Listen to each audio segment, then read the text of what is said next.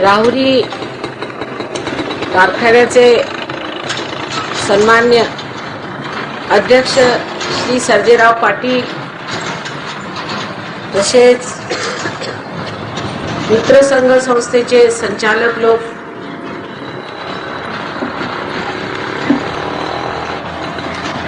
आपण इथे जमलेले सर्व राहुरीकर आणि मागासलेले लोक, म्हणजे तसं म्हणायचं मला बरं नाही वाटत कारण सगळी माझीच मुलं आहेत.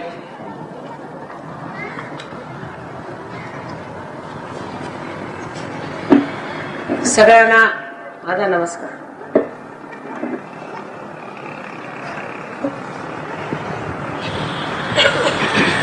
दादासाहेबांची एकदा अचानक भेट झाली आणि मी तेव्हाच ओळखून पाहिलं की हा मनुष्याला खरोखर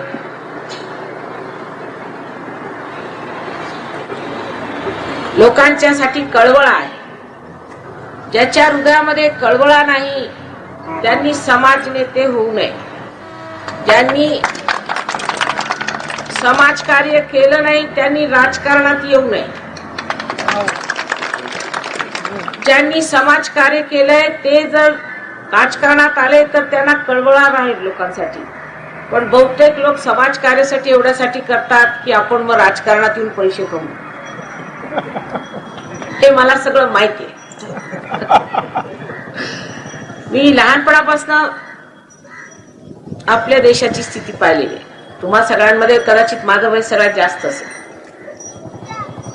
माझे वडील सुद्धा फार धर्मनिष्ठ, अत्यंत उच्च प्रतीचे समाजकर्ते, देशकर्ते, राष्ट्रकर्ते आणि परत डॉक्टर आंबेडकरांच्या बरोबर अत्यंत मैत्री, जिव्हाळ्याची मैत्री होती. आमच्या घरी येणं जाणं सगळं काय मी यांना लहानपणापासून पाहिलं. मी त्यांना काका म्हणत असे तेव्हा अत्यंत जवळचं नातं त्यांच्यावर राहिलेलं आहे. आणि अत्यंत तेजस्वी, उदार असे ते होते.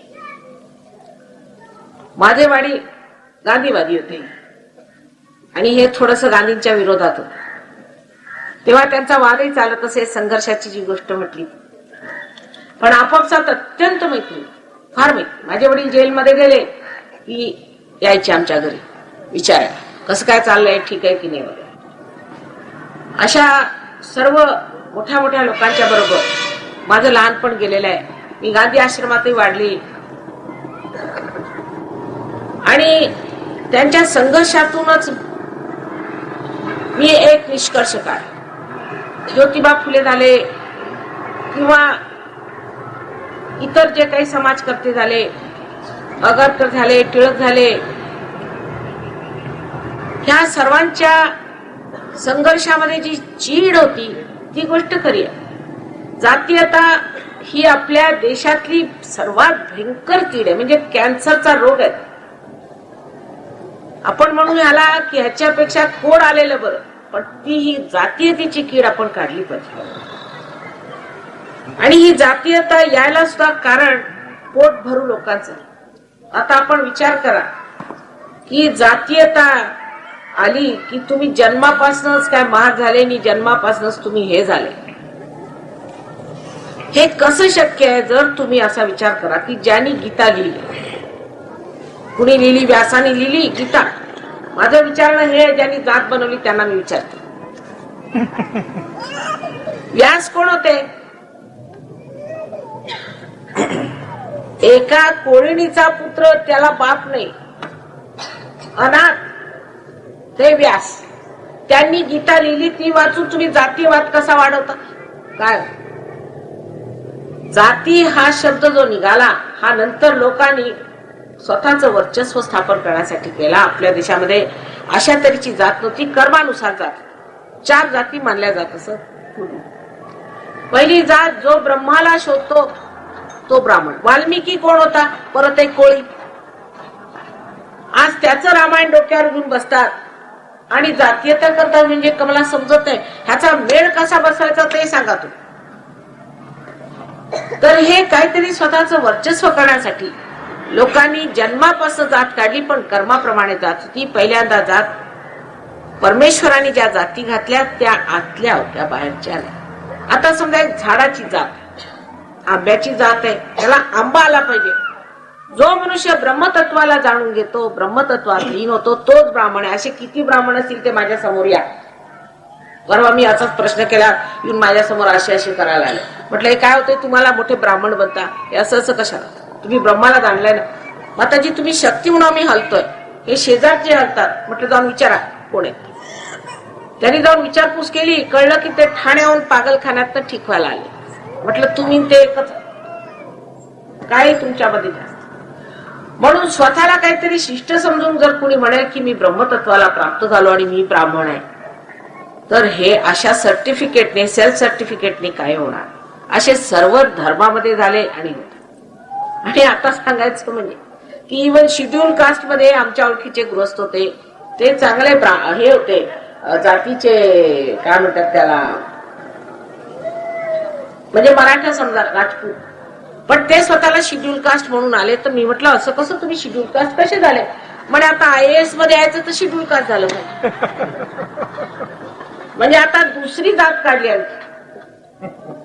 तर हे असे संघर्ष चालू, ह्या गोष्टी काही ठीक होणार नाही. दुसरी गोष्ट म्हणजे जात ही आपल्या देशात नव्हती. ज्यांनी ब्रह्मकर्म स्वीकार केलं ते ब्राह्मण, ज्यांनी युद्धामध्ये परमेश्वराला शोधण्याचा प्रयत्न केला ते क्षत्रिय, आणि ज्यांनी पैशामध्ये, म्हणजे आपले जेवढे मारवाडी आहेत ते वैश्य, कारण त्यांनी पैशामध्ये परमेश्वर शोधला. आणि ज्यांनी असा विचार केला की काही काम पडलं तरी हरकत नाही, पैसे कमवायचे, त्यांना शूद्र होते.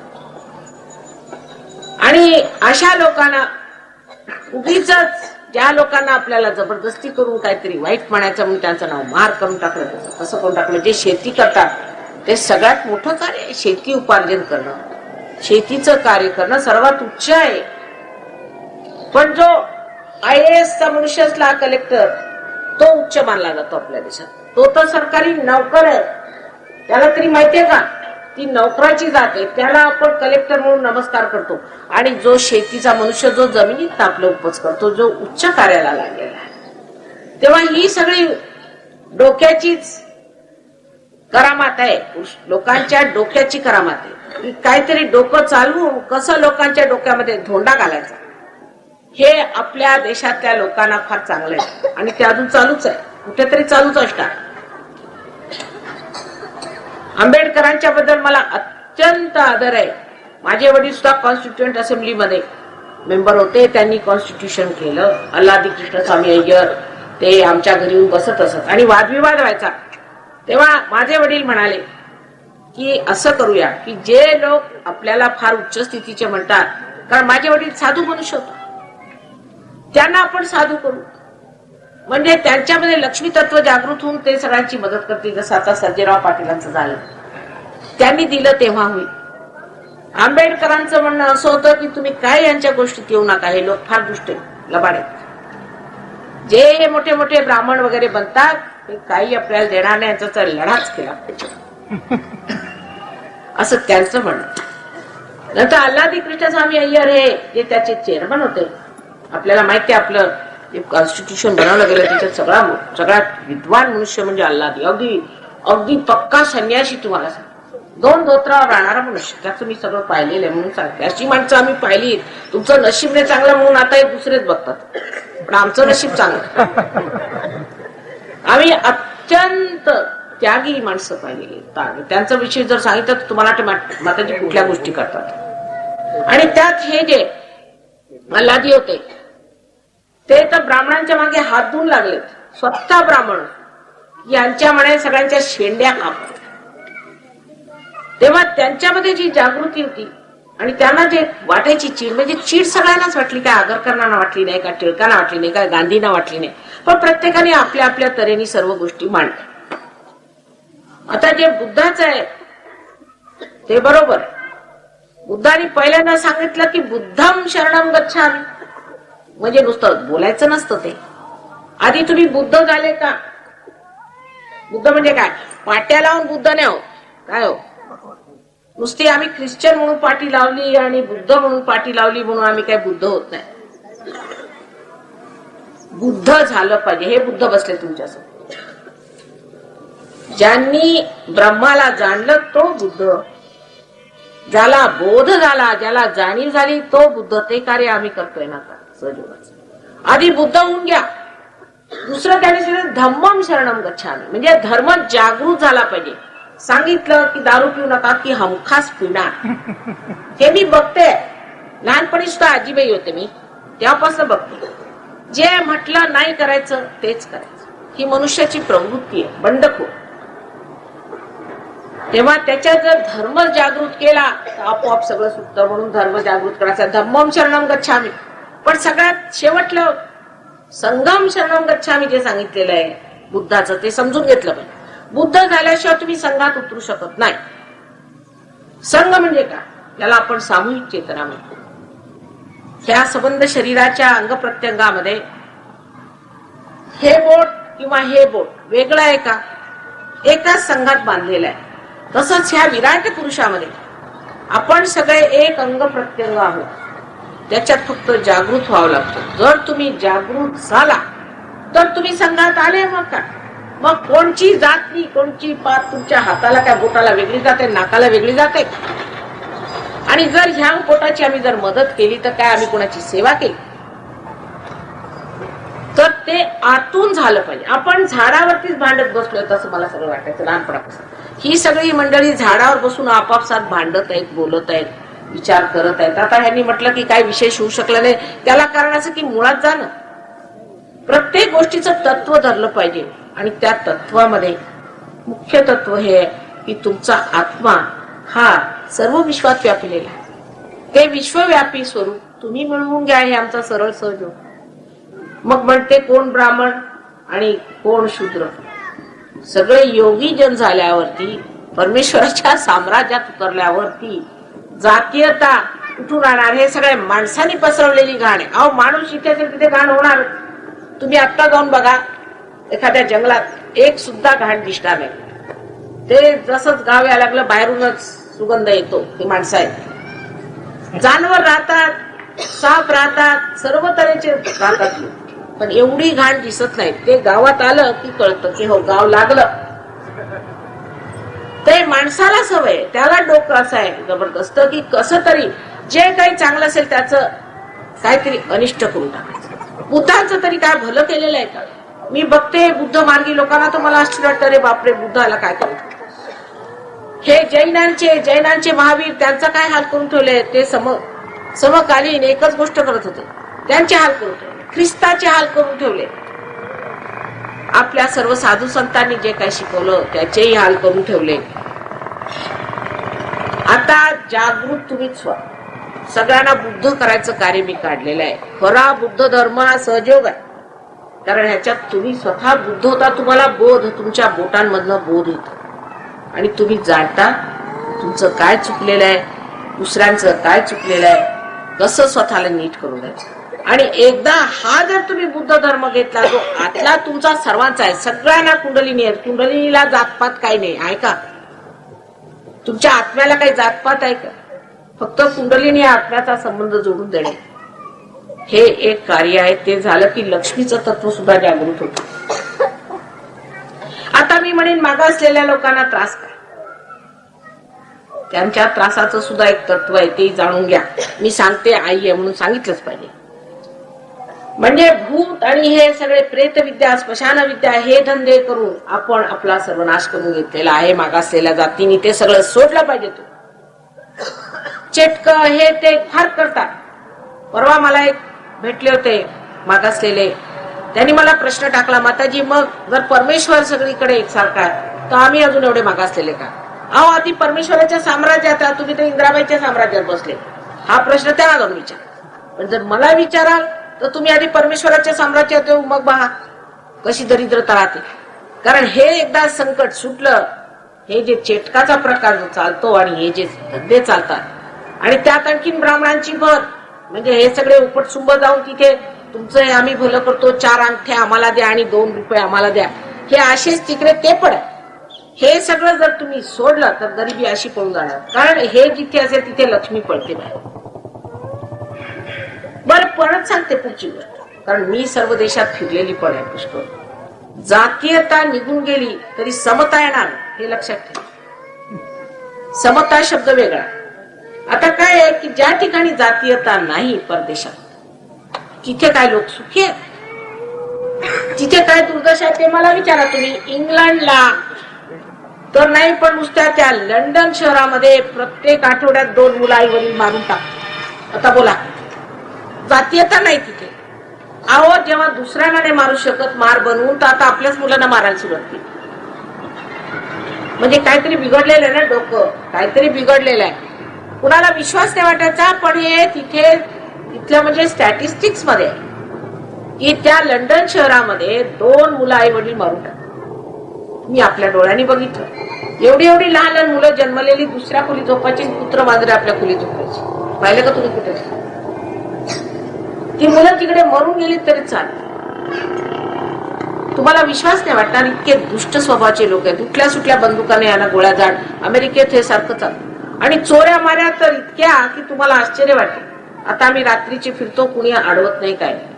तिथे तर अशी रात्रीची फिरण्याची सोयच नाही कुठेच. दिवसा डावळ्या सुद्धा तुम्ही जर हातामध्ये पर्स घेऊन गेले तर ओढून घेत. लंडनला अमेरिकेला तर काय विचारायलाच नको. मी गेले तर साहेबांनी सांगितलं सगळे दागिने काढून द्या. म्हटलंय बघा माझं ते जमायचं नाही, कारण देवीचं काम आहे आणि हे सगळे दागिने म्हणजे त्या देवीचे, तर मला काय काढता येत नाही. चोरी कोण करतं ते मी बघते, पण तुम्ही असं म्हणू नका मी काय काढू शकत नाही, हे देवीचे ते अलंकार मला घालावे लागणार जोपर्यंत ते काम. तर अशी तिथे स्थिती आहे. तुम्हाला माहिती नाही तिथे लोकांना काय काय त्रास आहे. रात्रभर झोपू शकत, वेडावलेत. 65% लोक वेडे आहेत. आता बोला, इथं काही जातीयता नाही. मग काय? माणसाचा स्वभाव असा आहे की जर त्याला एखाद्या ग्रुपला किंवा एखाद्या समाजाला दाबायची जर सोय ठेवली नाही तर तो घरातच दाबादाबी सुरू कुठेतरी करणारच. ते तर स्वभाव आहे. त्याला इलाज काय? त्याला इलाज असा की कुंडलिनीचं जागरण केलं तर आज्ञा चक्रावरती तुमचा अहंकारच ओढून देते कुंडलिनी. चटा. तर हे जे कार्य आहे ते ह्या वसतिगृहात तुम्ही लहान मुलांना द्या.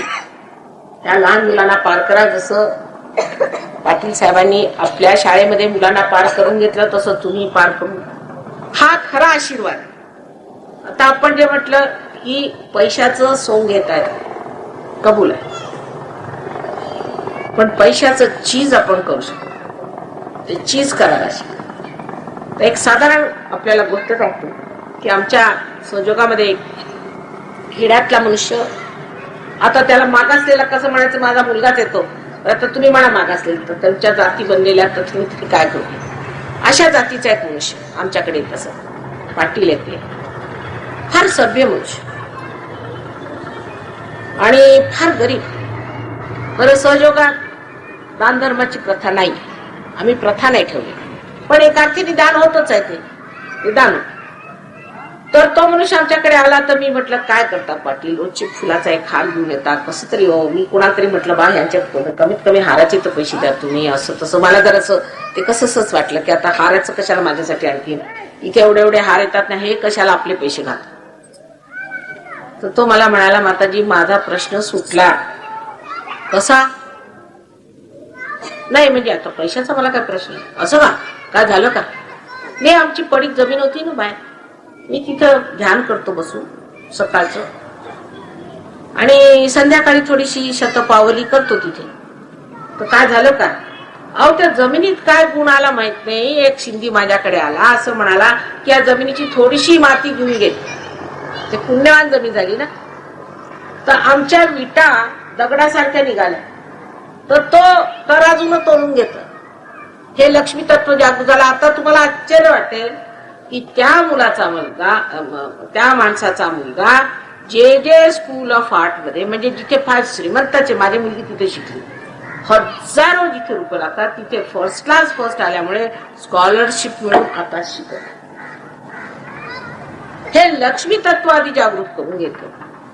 म्हणून मला कबूल आहे, तुम्ही शाळा घाला, शिक्षण द्या, पण त्यांना एक तर पार केलं पाहिजे, युद्ध केलं पाहिजे. आणि दुसरं, तुमच्या खेडेगावात नाही जे टोटके आणि हे करत फिरतात, ह्यांना मात्र तुम्ही काढून टाकला. हे परमेश्वराच्या विरोधात आहेत. पैसे बनवण्यासाठी हे जे लोक काम करत असतात, प्रेतविद्या, स्मशान विद्या, भानामती वगैरे, ह्या सगळ्यांचा तुम्ही नायनाट करा, म्हणजे लक्ष्मी तत्व जागृती. आणि त्याच्यातले काही आपल्या राजकारणी लोकांच्या डोक्यात घुसलेले आहेत भूत. हे भूताडलेले लोक आहेत, हे भूताडलेले आहेत, म्हणून असं होतं. त्यांची भूत निघतील. हे काही नॉर्मल लोक मला वाटतच त्यांच्या बोलण्यावर. त्यांना आधी नॉर्मलाइज करायला ह्या नाही सहयोगात आणूया, सगळेजण योगी जन होऊन घ्या. म्हणजे बघा, आता सांगायचं म्हणजे असं की आपल्या समाजाचं कल्याण, देशाचं कल्याण, सर्व विश्वाचं कल्याण करायचं असलं तर आपल्यामध्ये समग्रता यायला पाहिजे. समग्र म्हणजे सगळ्यांच्या अग्राला एकाच दोरीने बांधून घ्यायचंय, आणि ती दोरी म्हणजे विश्वाची कुंडलिनी आहे. त्या एकदा दोरीत तुम्ही बांधले गेले म्हणजे कसली जात नाही, कसली सर्व त्या प्रभू परमेश्वराच्या अंगातले अंग प्रत्यंग झाल्यावरती कोणची जात नाही, कोणचं काय. हे आमचं कार्य आहे. तेव्हा बाहेरच्या झाडावरच्या पानांना जोडण्यात काही अर्थ नाही, मुळाला घुसलं पाहिजे. आणि म्हणून सर्वात मुख्य सांगायचं म्हणजे असं की इथे जे तो आपण वसतिगृह करा, त्यात कुणी मागासलेला म्हणून म्हणायचं नाही, कुणी काय म्हणायचं नाही. कारण याला उगीच कलंक कसला आला. हे नसते जबरदस्तीचे धंदे आहेत. आणि हे आपल्या देशात ह्या प्रमाणात आहे, तिथे दुसऱ्या प्रमाणात. परत आपल्याला असं वाटतं की आपल्याला पैसे आले, अफ्लुएन्स आलं म्हणजे आपण फार बरे. तसंही नाही हो. त्या लोकांचे जवळ एवढे पैसे आहेत, मी परवा सांगितलं की स्वित्झर्लंड, नॉर्वे आणि स्वीडन, 3 देशामध्ये सगळ्यात जास्त पैसा आहे. आणि तिथे सगळ्यात जास्त लोक आत्महत्या करतात. आता बोल, त्यांना डोळे लागले आत्महत्येचे. काय म्हणा, तिथले तरुण तरुण मुलं आले, मुली आल्या, त्यांच्या हातामध्ये मला अशी जाणीव झाली जसं काही प्रेताची स्थिती. म्हटलं तुम्ही करता काय? तरुण लोक तोंड अशी चुकलेले मेल्यासारखे. म्हटलं झालं काय तुम्हाला? नाही म्हणे, आम्ही बसल्या बसल्या हा विचार करतो की आत्महत्या कशी करायची. खायला प्यायला सगळं, ज्याला कशाची ददात नाही त्याची ददात म्हणजे आत्महत्या करणे. तर म्हटलं झालं काय? असं काय करता? तुम्हाला काय खायला नाही की प्यायला नाही की तुमच्याकडे काय मोटारी नाहीत, गाड्या नाहीत की शिक्षण नाही, सगळं झालं. मग नाही म्हणे, आम्हाला आनंद नाही म्हणे, कारण आम्हाला आनंद मिळाला नाही कोणत्याच गोष्टीत, म्हणून आता आम्ही आनंदाकडे वळतो. बुद्धाचंच उदाहरण आहे ना. सगळं असून सुद्धा तो कशाला गेला? परमेश्वराच्या शोधात. तसे परमेश्वराच्या शोधात आता स्वतः आत्महत्या करून राहिले. तेव्हा तुम्ही कशाला तितकं लांब जाऊन आत्महत्या करून मग परमेश्वर मिळवता? आताच मिळवून घ्या ना. तितका लांबचा रस्ता कशाला? आधी ते लोक ड्रग घ्यायचे, मग ते भूतासारखे केस काढून तसे फिरले, आरडाओरडा केला, सगळं केलं त्यांनी, संपलं त्यांचं ते. आता आले सहयोगा. आणि मी म्हटलं की एवढं लांब लचक फिरायची काय गरज आहे? इथंच हृदयातच बसलेले आहे. तुमच्या आत्म्याचं स्थान तुमच्या हृदयात आहे, ते आपण घ्यावं. आणि त्याच्या शक्ती पुढे बघा, काही दरिद्रता आहे, काहीच नाही, तशीच नष्ट होऊन जाणार. कृष्णाने सांगितलेलं आहे ना की योगक्षेम वहाम्य, म्हटलेलं आहे ना, योगक्षेम वहाम्य. योग झाल्यावर तर तुमचा क्षेम बघणार, पण आधी योग तर घ्या. जर तोपर्यंत त्याचं कनेक्शनच लावलेलं नाही, त्याचा उपयोग काय? आधी योग घ्या असं मी सगळ्यांना सांगते, मग पुढे बोलू. पण योग घेतला, अंकुर फुटला की बसले एकीकडे जाऊन. थोडीशी मेहनत 1 महिन्याची आणखीन करा, म्हणजे बघा तुमचं वसतिगृह बघा, काय बघा, त्या संबंध राहुरीला एक नवीन रूप येणार. आमची हीच मेहनत आहे, आमच्या आई वडिलांचं स्थान आहे. आणि त्यांना जरी श्रीमंत होते फार आणि सगळं काही घरात असून सुद्धा, सगळा त्याग करून सुद्धा एक समाधान त्यांना मिळालं नाही की आमच्या देशाचं काही भलं झालं नाही. आम्ही एवढी मेहनत केली, जेलमध्ये गेलो, आम्ही आमच्या मुलांचा सगळ्यांचा त्याग केला, सगळं काही केलं, पण तरी सुद्धा आमच्या देशाचं काही भलं झालं नाही. पण आमचे पप्पा, आमचे वडील जे होते फार साधू संन्यासी मनुष्य, त्यांनी मला सांगितलं, बाई तू ज्या कार्यासाठी आली आहेस ते कार्य फार मोठं आहे, हा महायोग, तर तू ते शोधून काढ की सर्व जनसमाज आहे कशा रीतीने योग देता येईल. जर तू ते शोधून काढलास तर माझ्या जीवनाचं सार्थक झालं ते तू शोधून काढ. त्यांच्या वेळेपर्यंत मी करू शकले नव्हते, पण आई जायच्या आधी तिने विचारलं झालं का ते, म्हटलं हो झालं, शोधून काढलं. तिने आनंदाने प्राण सोडले. तेव्हा जे आम्ही मोठे मोठे लोक पूर्वी पाहून गेले होते, पाहिले होते, पुष्कळ मोठे लोक झाले, त्यांच्यापेक्षा तुम्ही मोठे होऊ शकता. फक्त आपल्या आत्म्याला जागृत करून घ्या. ते अगदी सोपं काम आहे. त्याला पैसे लागत नाही, बिल्डिंगा लागत नाही. जिथे असाल तिथे हे आधी घेऊन घ्या. सरळ आहे ना गोष्ट. हे एकदा मिळवून घ्या म्हणजे बघा तुमचं कार्य कसं सुरळीत आणि व्यवस्थित चालेल. हाच एक दोष आपल्यामध्ये आहे की अजून आपलं परमेश्वराच्या साम्राज्यात पदार्पण झालेलं नाही. त्याचा आशीर्वाद द्यायचा तर कसा द्यायचा. ज्या झाडाला अजून पाणी लागलेलं नाही ते सुकूनच जाणार. म्हणून कनेक्शन हे करून घेतलं पाहिजे. संबंध हा जोडून घ्यावा. हा आमच्या सहयोगाचा सरळ दुप्पट मार्ग आहे. बाकी ह्या मुलांना सुद्धा फार उदारता आहे. बाहेरून आलेल्या लोकांना फार उदारता आहे. आणि आधीच आम्ही आता गेलो होतो फुंडांच्या तिथे काहीतरी व्यवस्था झाली मुलांची शाळेची वगैरे, तर मला म्हणतात माताजी आम्ही एकेका मुलाला आमचा वारसा करतो. ते करतील म्हणा, पण त्यांनी काही मोठं धोरण नाहीये माझं. होईल म्हणजे पैसे मिळतील, शिकले, अहो शिकलेले कितीतरी गाढव मी पाहिले. शिकून काही शहाणपण येत नाही माणसाला, आधी महागाढव असतात. आणि हे राजकारणी काही शिकलेले नाहीत का. त्याच्यात हृदयच नाहीये की बघायला की अहो आपला शेजारचा मनुष्य मरतोय आणि तुम्ही काय गमजा करता आणि पैसे काय खाता. ते हृदय जागृत व्हायला पाहिजे. आणि त्याच्यासाठी म्हणून आमचा सहयोगाचा कार्यक्रम चाललेला आहे.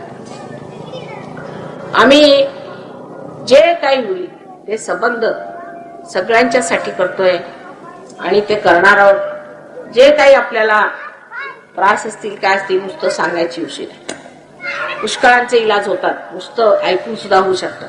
परमेश्वराच्या साम्राज्यात मात्र आपण या, नाही तर आमचा हात नाही चालत. आमचा हात परमेश्वराच्या साम्राज्यात आल्यावर चालेल. तो आशीर्वाद तुम्ही घ्या. परमेश्वराच्या साम्राज्यात येऊन बसा आसनावर आणि मिळवा स्वतःच. तुझं आहे तुझं पाशी ते घ्या. मग कोण रांजले आणि कोण गांजले. अहो दिवा लावल्यावरती दिव्याला प्रकाश देतो स्वतः. तो दिवा लावण्याचीच वेळ आहे. तोपर्यंत आपण मागतो की तेल घालायला, दिवा ठीक करा, त्याची वात ठीक करा, आणखी प्रकाश. आता काही नका करा. तुम्हाला तुमचा दिवा मी ठीकही करते आणि तो तेवूनही घेतो आणि तो तुम्ही तेवत ठेवायचा. बस तुम्ही देणारे होणार. एवढं मात्र करून घ्या. जे खरं आहे तत्व ते एकदा मिळवा. हे फार जरुरी. बाकी सगळे मिळवलेले तुम्ही पाहिले ना, काय त्यांनी दिवे लावले तेही कळलेलं आहे. तेव्हा आता तुम्हाला खरोखर जर दिवे लावायचे आहेत तर जे अस्सल आहे ते मिळवलं पाहिजे, नकलावरती राहू नका. अशी एक अत्यंत प्रांजळ विनंती मी तुम्हाला करते. मी आई आहे. जर काही तुम्हाला बोलले असेल तर आईचं वाईट नाही वाटून घेतलं. ती तुमच्या हितासाठी झटते आहे. तुमच्या हितापलीकडे मला काहीही नको. जे काही आहे माझ्यामध्ये ते सगळं तुम्हाला द्यायलाच मी आलेले. ते घेऊन टाका म्हणजे मी मोकळी होतो. सर्वांनी मला इथे बोलवलं, भूमिपूजन केलं. आम्हा सर्वांच्या तर्फे तुम्ही जे मागाल ते आम्ही द्यायला तयार आहोत. मला त्याचं काही समजत नाही विशेष, तेव्हा ते आपण मला कळवावं. म्हणजे आमचं काय आहे की जागतिक एक ऑर्गनायझेशन असल्यामुळे त्यांचं काय व्यवस्था आहे काय वगैरे त्यांच्या थ्रू सगळं काही होतं. मला पैशाचं एक अक्षर कळत नाही. तेव्हा त्यांचं काय असेल ते तुम्ही घेऊन कळवा. काय तुमच्या गरजा असतील ते आम्ही तिथं मग काय पाठवायचं करायचं ते करू. पण त्याचं काही महत्व मला नाही. माझं महत्व आहे तुमच्यातले किती लोक जागृत होतात, मी किती सहयोगी होतात. तर आता जशी मी आलेली आहे आशीर्वाद स्वरूप सर्वांनी असा हात करून बसायचं फक्त आरामात. आणि विचार जरा बंद करा. आता तुम्ही असाल राजकारणी, तुम्ही असाल कुठले काही, पण सध्या तुम्ही आईचे मुलं होऊन बसा आणि हे घेऊन घ्या. तुमचं तुमच्याजवळ जे आहे तुमच्या आत्म्याचं तुम्ही घेऊन घ्या. अशा हात करून बसा. त्याला जातपात लागत नाही, काही लागत नाही. तुमच्यामध्येच आत्म्याचं स्थान ते तुम्ही मिळवून घ्या. काय सुमंतराव नाव तुमचं? सुमंत आहे ना? सुमंत कोण होते माहितीये ना तुम्हाला? माहितीये का? रामाचे सचिव होते. फार मोठं नाव घेतलंय तू. काय आईने काहीतरी विचार करूनच नाव ठेवलं असणार. तेव्हा आता तसं काहीतरी करायला पाहिजे. अशा हात करून अहो त्या रामानी बिल्लिणीचे उष्ट बोरं खाल्ले. मी म्हणते बिल्लिणीचे उष्ट बोरं काय तिच्या हातचं जेवण सुद्धा खाणार नाही ते गाडव. आहे ना गोष्ट खरी. मी आई आहे म्हणून म्हटल्या ना. त्यांनी बिल्लिणीचे बोरं खाऊन दाखवले तरी त्यांच्या डोक्यात प्रकाश नाही पडला. ते कसा प्रकाश पडणार? आत्म्याच पाहिजे, त्याच्याशिवाय इलाज नाही. काही करून दाखवलं. विदुराच्या घरी जाऊन कृष्णाने अन्न खाल्लेलं आहे, पण तरी शिवाय लोकांच्या डोक्यात प्रकाश पडला नाही. वेद एवढा मोठा गीतेचा संबंध ग्रंथ सुद्धा त्यांनी कुणाच्या हातून निवडला तर त्यांना आणखीन कुणी मिळाले ना ते शोधून त्यांनी व्यास काढला. कोळणीच्या रामायण वाल्मिकीकडून लिहून काढलं परमेश्वराने. परमेश्वराचं चुकलेलं नाही, वारंवार धडे देतोय तुम्हाला. पण मनुष्याच्या जातीला अक्कल देणार किती धसके बसले तरी तसेच. म्हणून आता आधी पार होऊन घ्या, तुम्हीच होऊन घ्या. आता बुद्ध म्हणजे झालं, मग मला काय बोलायला. कळलं का? आता अशी हात ठेवा, साधे असे हात करून बसायचं.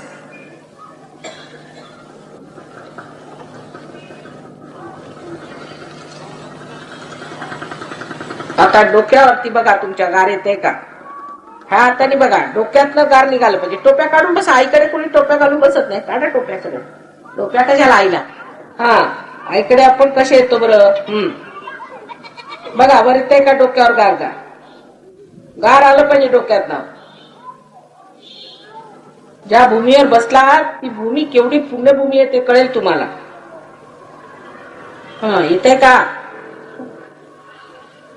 काय हो, आता उजवा हात करा.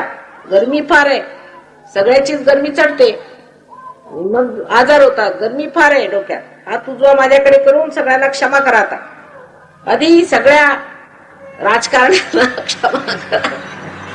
अज्ञानात करून राहिले ते काम. हा, आणि ज्यांनी जातीयता पसरवली त्यांनाही क्षमा करा. मूर्ख कुणी गाढव आहेत, कुणी मूर्ख आहेत, काय करायचं?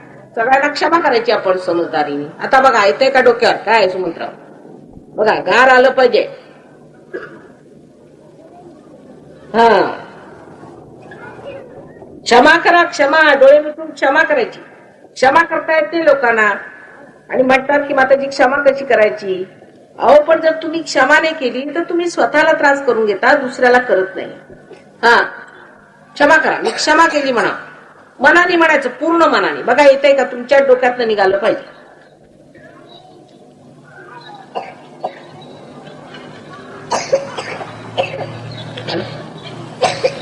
बघा जरा बारीक सूक्ष्म आहे ते. सूक्ष्म आहे. आपण जडात बसलो, सूक्ष्म आहे.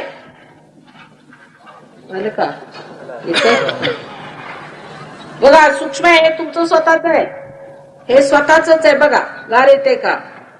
आता चारीकडे सुद्धा गारवा वाटेल. हात असा पसरवला. आता हात अशी वर करून बघा आणि विचारा, ही ब्रह्मशक्ती आहे का? परमेश्वराची शक्ती आहे का? असं विचारायचं मला. विचारा, ही परमेश्वरी शक्ती आहे का? मनापासून विचारा, याचं उत्तर मी देते. ही आहे, ही शक्ती आहे. बघा हातात येऊन राहिली तुमच्या. हे चारीकडे जे जिवंत कार्य परमेश्वर करतो ते आपण बघत नाही.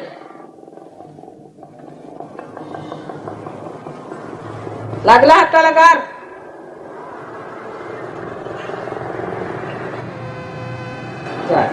आता बघा शांत वाटेल. आता ह्याच्यानंतर बघा प्रचिती हळूहळू. काय मला आता बुद्धम शरणम गच्छामी म्हणायचं, नाही तर मंत्राला काय अर्थ नाही, तो जागृत नाही. हा,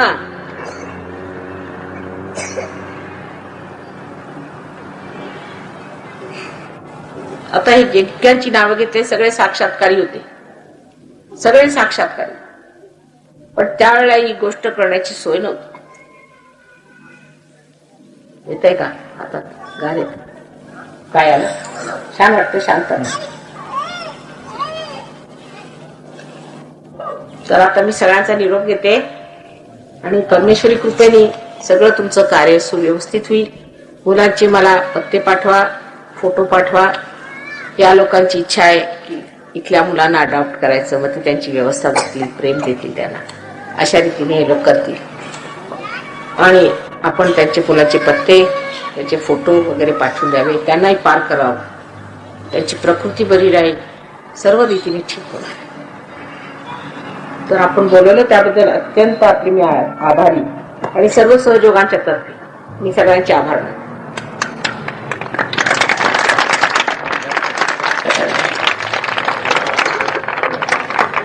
मंत्र